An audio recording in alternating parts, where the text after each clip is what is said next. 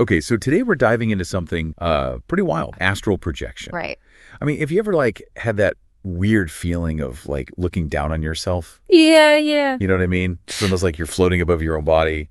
Yeah. I think most people have had at least a fleeting experience of something like that. It's so strange. Oh, yeah. So that's what we're talking about today, astral projection. Yeah. Or as some people call it, an out-of-body experience, OBE. Uh-huh. And the idea is that your consciousness, or maybe even your soul, can actually separate from your physical body. Exactly. And travel to this whole other non-physical realm. Yeah, the astral plane. Yeah, the astral plane. Right. And we've got a ton of different sources on this. We've got articles, forum discussions, people sharing their own experiences and theories. It's a pretty wild mix. It's a lot. Yeah. So we're going to try to break it all down for you today, look at the core concepts, the history, different perspectives. Spiritual, psychological. Yeah. Spiritual, psychological. Yeah. Anecdotal, even. Right. And even the techniques that people use. Because there are actual techniques. Yeah. Yeah, we're going to get into all of it. We are. Give you the rundown. Yeah, a deep dive into astral projection. Sounds good. So let's start with the basics here. Yeah. Consciousness and the soul. Right. Because these seem like pretty important concepts to wrap our heads around before we even get into astral projection. Absolutely. So what are our sources saying about it? Well, if you want to keep it really simple, consciousness is just being aware. Right. Being aware of yourself, your surroundings, Right. your thoughts. Okay. Now, when you start looking at, philosophy and psychology, but especially spiritual tradition, they often make a distinction or at least explore the possibility that there's a difference between consciousness and the soul. Okay, so they're related, but... They're related, but not the same thing.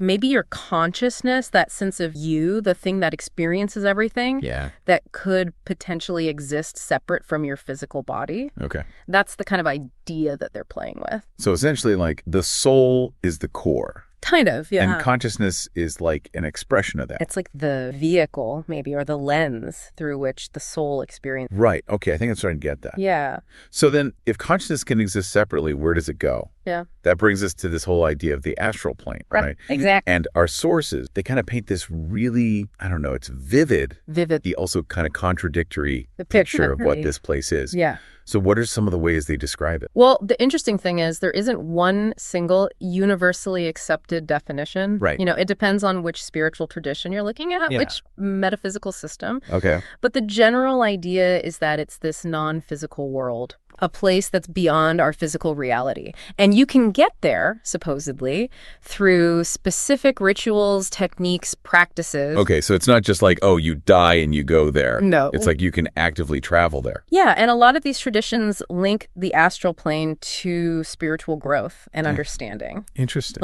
In this one source, I think it was just called astral projection. Yeah. It really emphasizes that connection. It's not just about going somewhere. It's about your inner journey. It's a spiritual quest. Exactly. Okay. Yeah. So we've got astral projection saying it's tied to rituals and spiritual growth. Yeah. And then we also have the Wikipedia entry on the astral plane that you were looking at. Yeah, and that one gets into some other interesting perspectives. Right. The Theosophists, for example, they have a very specific view of the astral plane. They see it as the entirety of spirit existence.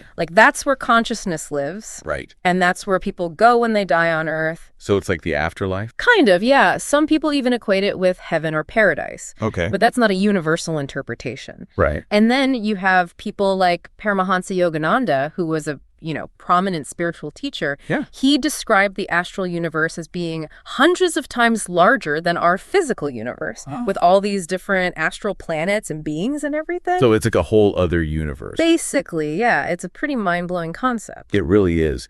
And it's amazing how this idea of a separate realm, it pops up in so many different cultures and belief systems. Right. It makes you wonder, doesn't it? Where does this come from? Exactly. And speaking of that, it's not like this idea just appeared out of nowhere. Right. Oh, definitely not. Our sources point to some pretty ancient roots for astral projection. Yeah, some really deep historical and cultural connections. Yeah, so where does this idea first appear? Well, we've got to go way back to ancient Egypt. Okay. Thousands of years ago. And according to Wikipedia, they believed that the soul, or back, as they called it, Okay. could actually leave the body. So even back then. Even back then. Yeah. And they thought this was made possible by the ka, which was like a subtle body, an energy body. Okay. Sort of a double of the physical body. Like an astral double. Exactly. Right. And there's this really striking image from the Egyptian Book of the Dead. Oh, yeah. It shows the back as this bird with a human head, Wow. and it's hovering above the mummy. Oh, wow. Like, they literally depicted this idea of Okay. the soul separating and traveling. So they took this idea very seriously. Very seriously. Okay. And it wasn't just the ancient Egyptians, was it? No, not at all. There are examples from all over the world. Yeah, across continents, cultures. Like, Okay. Wikipedia also mentions indigenous traditions, like Wai people in the Amazon. Okay. They're shamans, the Eskimo. The Eskimo. Yeah. They were believed to perform these soul flights for very practical reasons, Oh, actually. really? Like, they would do it to heal the sick, or to consult with cosmological beings for guidance, or even to ensure a successful hunt. It was a very integrated part of their lives, Well- not just this abstract spiritual concept. So it was actually a tool for them. Absolutely. Okay, that's fascinating. Yeah. So from ancient Egypt to the Amazon, we see these early glimpses of this idea. Yeah. Now, what about some of the major religions or philosophies? Does Yeah. this concept pop up there too? It does. For example, in Hinduism, there's this concept of an astral body Okay. that can separate from the physical body, what they call the gross body. Okay. And they believe this astral body can travel through higher dimensions, Okay. which aligns with the concept of astral projection we've been talking about. Right. They also have this idea of multiple bodies or sheaths, Okay. with the physical being just one layer. So like layers of existence. Exactly. Right. The idea being that our normal everyday awareness is just one level, Right. and there's a lot more to us than that. Okay. The very expansive worldview. And it speaks to this idea that we might have this whole other, part of us that we're not even aware of. Exactly. Okay, now I know you've been looking into theosophy and its influence on how we think about the afterlife. Yeah, and it's interesting because theosophy really played a key role in bringing these ideas to the West in a more modern, organized way. Right. Like early theosophists, they sometimes used the term astral to refer to the ether, Okay. which was a big concept in science and occult circles back in the day. So they were trying to kind of bridge those two worlds. Kinda, yeah, but then later theosophical figures like Annie Besant and C.W. Leadbeater, Okay. they really refined the concept. Okay. They started describing the astral plane as being more subtle than the etheric realm, Okay. but still denser than what they called the mental plane, which was the realm of pure thought. So there's like a hierarchy. Yeah, like a spectrum of subtle realms. Okay. And it's worth noting that they also adopted the term astral body. Which actually replaced some older Sanskrit terms like Kamarupa. Kamarupa. Yeah, which refers to the body of emotions and desires. Interesting. They were trying to create this unified model of 7 different bodies or sheets. 7. Yeah, it was a whole system. Okay. So theosophy really helped to popularize these concepts in the West. Right. And gave them a more structured framework. That makes sense. So we've got these ancient roots. We see the idea popping up in different cultures and religions. Right. Now, let's move on to some of the individuals who have really shaped our understanding of astral projection in more recent. Okay. And I think one name that a lot of people associate with this is Robert Monroe. Yeah, definitely. What can you tell us? Well, Robert Monroe, he was kind of a pioneer in the modern study of out-of-body experiences. Yeah. He didn't see it as this, rare mystical thing. He actually believed it was a natural human ability, Okay. something that anyone could potentially experience. Right. And he even founded the Monroe Institute, which is dedicated to researching consciousness through the exploration of these states. So he was really trying to bring a scientific approach to it. Absolutely. Okay. And his books, like Journeys Out of the Body, Yeah. those are considered classics in the field. I've- He chronicles his own experiences, Uh-huh. the methods he developed, and he really describes this vast, intricate realm that exists beyond the physical. So he's like the explorer of the astral plane. Kind of, yeah. He mapped out the territory, so to speak. Okay, that's really fascinating. Now, we also have Sylvan Muldoon, and her experiences sound a bit more, intense. Yeah, intense is a good word for it. Like, she had some pretty scary encounters early on. Yeah, she did. There's this one account in Astral Projection Uh-huh. where she describes feeling suffocated as she was trying to separate. Oh, wow. Like, even though her awareness was shifting to her astral body, Okay. she still felt this physical sensation of choke. So it wasn't a smooth process for her. No, not at all. And apparently there was a voice that told her to breathe through her nose. Okay. And that seemed to help her separate more quickly. Interesting. But then she was immediately hit with this intense fear, like fear of her physical body actually dying. Right, because it feels like you're leaving your body behind. Exactly. Okay, so it's not always blissful and peaceful. No, definitely not. And actually, one Reddit discussion points to her early writings as being really influential in popularizing the idea of astral projection. But it's important to note that it can be a very frightening experience for people. That makes sense. And then we have Richard Webster, author of Astral Travel for Beginners. Yeah, he takes a bit more of a practical approach. Right. Less focused on the fear aspect. Okay, so what's his take on it? Well, his book emphasizes the potential for personal growth through astral travel. Okay. Like, he suggests that it can help you overcome the fear of death. Interesting. By realizing that you're more than just your physical body. Right, that your consciousness can exist separately. Exactly.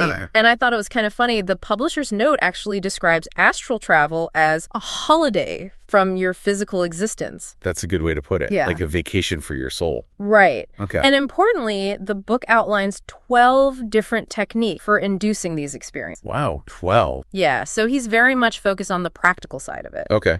And he also acknowledges that these experiences can happen spontaneously. Like, you don't always have to intentionally try to have one. Right. Sometimes they just happen. Exactly. Okay, so we've got Robert Monroe, the explorer, Sylvan Muldoon, who had these intense, sometimes scary experiences, and Richard Webster, who's more about the practical application of personal growth. Yeah, that's a good summary. So now, let's say someone's listening to this. Right. They're like, okay, this is fascinating. I want to try it. Yeah. What kind of techniques are they going to find in our sources? Well, there are a few that come up repeatedly. Like, one of the most well-known is the rope technique developed by Robert Bruce. Okay, the rope technique. Yeah, and it's described in Astral Projection and Lucid Dreaming Basics, Be the Vibe. Okay. And basically, you lie down, relax, Uh-huh. and you vividly imagine a rope hanging from the ceiling above you. Okay. And then you reach up with your imaginary hands, your astral hands, and you start climbing. Okay. You focus on the sensation of pulling yourself up. And eventually, you should feel a separation. Interesting. So it's all about visualization. Yeah, and that kinesthetic sense, like you're actually pulling yourself up. Okay, that's pretty cool.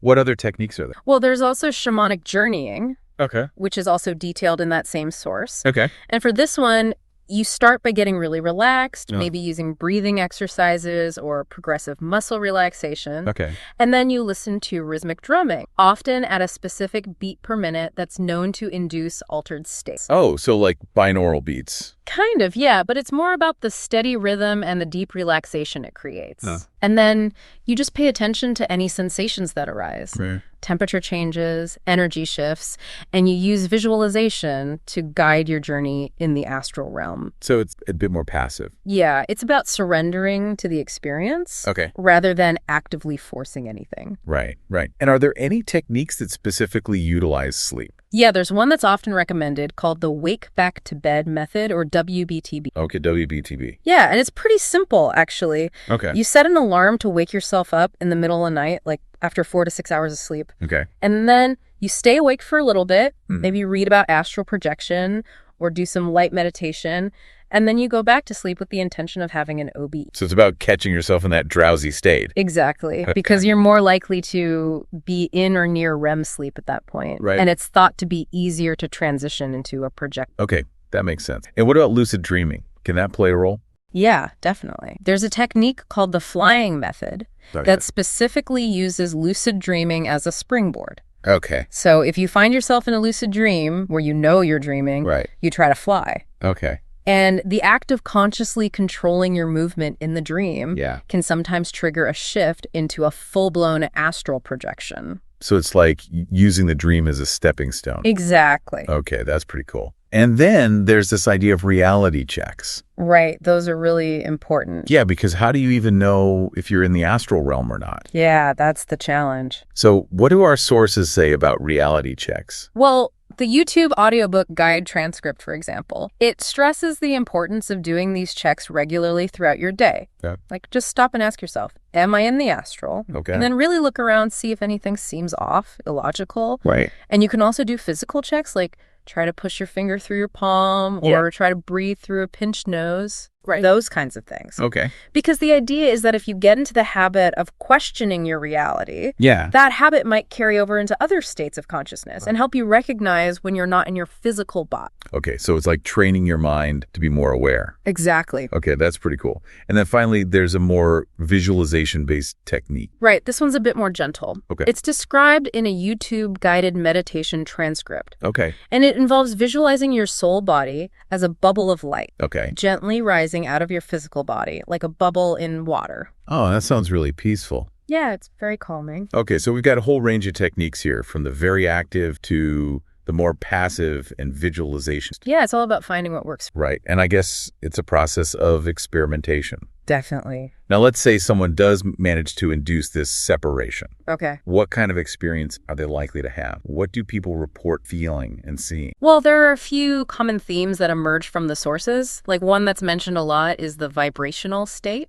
Okay, the vibrational state. Yeah, it's described in The Truth About Astral Projection as this kind of intense buzzing or tingling sensation Okay. that can happen as you're falling asleep or as you're trying to project. So it's almost like a physical sensation. Yeah, it can be quite physical, and some people find it unpleasant, Okay. but others see it as a sign that they're about to have an open. Okay, so it's like a threshold you have to cross. Kind of, yeah. And then what else do people experience? Well, there's also this common feeling of floating or rising. Right, like you're literally lifting out of your body. Exactly. And some people even feel like they're being pulled out, almost like a magnetic force. Wow, that's wild. And what about the sense of self? Do you still feel like you when you're out of your body? Yeah, that's one of the really interesting things. People often report having this replica body. Okay, like an astral double. Yeah, or an astral body. And it can feel very similar to their physical body. Okay. But sometimes there are slight differences. Oh, really? Yeah, some people say their astral body looks a bit different or feels lighter or more energetic. So it's like a subtle but noticeable difference. Yeah, it's like an enhanced version of yourself. Okay, and where do people go, or what do they do in this state? Well, the accounts are pretty varied, but people often report exploring both familiar and unfamiliar places. Okay, so like they might see their own house from above. Exactly. Or they might travel to a completely different place. Yeah, and some people even describe going to other planets or dimensions. Wow, so that's not limited to Earth.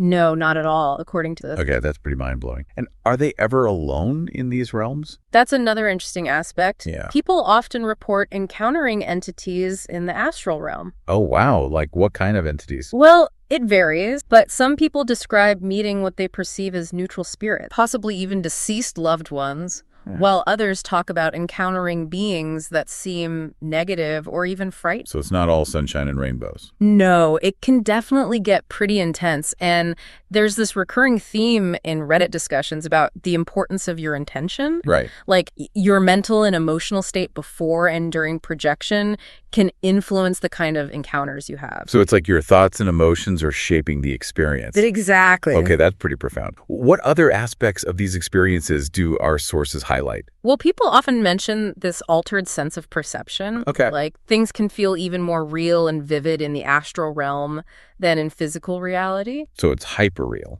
Yeah, in a way. And there are also a lot of reports of telepathic communication. Oh, wow. So people are communicating with their minds. Yeah, it seems like that's a common occurrence. Okay, now this whole area of astral projection, it seems to overlap with a few other concepts we hear about, like lucid dreaming, out-of-body experiences in general, and even near-death experiences. Right, there's definitely a lot of crossover there. So how do we distinguish between these different experiences? That's a good question. Yeah. And our sources suggest that while they might feel similar, especially at the beginning, the intention and the perceived nature of the experience are often what set them apart. Okay, so break it down for me. Okay, so astral projection, it's usually understood as an intentional act of traveling to a specific realm, the astral plane. Right. While lucid dreaming is more about being aware that you're dreaming and potentially controlling the dream. Okay, so with lucid dreaming, you're still in the dream world. Right. But with astral projection, you're actually leaving your body and going somewhere else. That's the general idea, yeah. Okay, and what about OBEs in general? Well, OBE, or out-of-body experience, is really the broadest term. Okay. It just refers to the feeling of being outside your body, Right. regardless of the cause or the intention. So it could happen spontaneously. Yeah, or it could be induced. Okay. And some people prefer the term OBE because it's more neutral. It doesn't carry the same metaphysical baggage as astral projection. Right. It's just about the experience itself. Exactly. Okay. And then finally, we have near-death experiences, NDEs. Right, and those are a bit more specific. Okay. They're typically described as OBEs that happen during a life-threatening situation, like a heart attack or a serious accident. Okay, so it's like an OBE triggered by trauma. Kind of, yeah, but NDEs often have these additional elements that aren't usually reported in regular OBEs. Oh, really? Like what? Well, people often describe feelings of profound, Okay. a sense of overwhelming love, Right. seeing a bright light, Yeah. or even having a life review. So it's a much more, I don't know, spiritual experience. Yeah, you could say that. Yeah. But it's important to note that not everyone who has a near-death experience reports these. It's still a relatively rare phenomenon. Okay, so we've got astral projection, lucid dreaming, OBEs, and NDEs. Yeah. All these different but related experiences. Exactly. It's a whole spectrum. Now, given all of this, it's natural to wonder about the safety of these practices. Right, especially with some of the more intense experience people report. Yeah. So what do our sources say about safety and potential risks? Well, the main piece of advice that comes up again and again is to release fear. Yeah. Like, fear is seen as a major obstacle to having a successful OBE, Right. and it can even make the experience more negative. So you're saying that if you're afraid, you're more likely to have a bad trip. Essentially, yeah, fear can attract negative entities or Right. just make the whole thing feel really unpleasant. Okay, so how do you deal with that fear? Well, a lot of sources recommend various protection techniques. Okay, like what?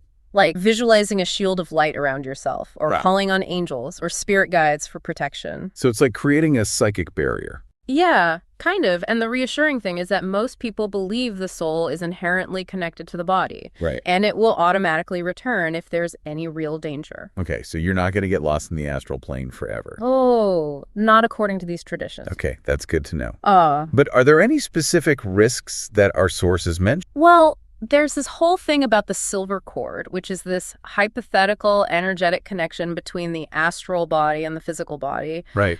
And some people worry about it being severed. No. But honestly, the actual likelihood and the consequences of that are debated. Okay. No one really knows for sure. Right. And then there's also the issue of negative entity. Yeah, those are definitely a concern for a lot of people. So what's the advice for dealing with them? The general consensus is to stay calm, Okay. don't show fear, and definitely don't engage with them. Right, because fear feeds them. Exactly. Okay. And are there any other safety tips that we should be aware of? Well, one source emphasizes the importance of staying grounded in physical reality. Right. Like, don't start thinking that everything you experience is an astral projection. Okay. It's about maintaining a healthy balance. So don't lose touch with reality. Exactly. Okay. And then there's this.